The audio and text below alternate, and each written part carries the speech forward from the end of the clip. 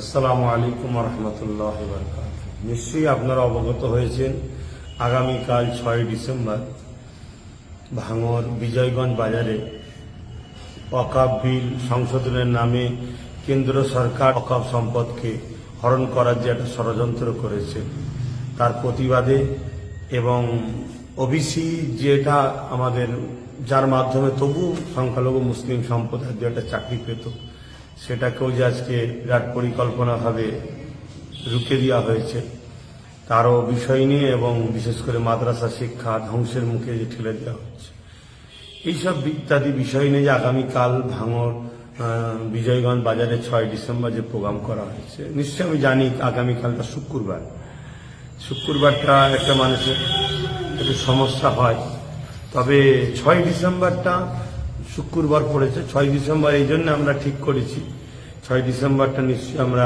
সবাই অবগত আছি, আমাদের জন্য বা দেশের জন্য, সংবিধানের জন্য একটা কালা দিন।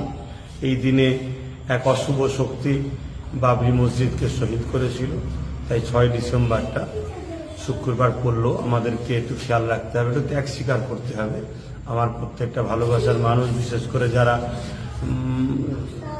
ন্যায় সত্যের পক্ষে ন্যায় ইনসাফ করার মানুষ যারা, তারা একটু ত্যাগ স্বীকার করবেন, দুটোর মধ্যেই আসবেন। কেন শীতের বেলা প্রোগ্রাম 4টে পর্যন্ত ওর বেশি করা সম্ভব হয়ে উঠবে না, তাই দুটোর মধ্যেই চলে আসবেন, এটুকু আশা রাখবো। একটা দিন কষ্ট করবেন, যারা আসতে ইচ্ছুক একটু সকাল সকাল মানে দুটোর মধ্যেই আসবেন, এটা আশা রাখবো।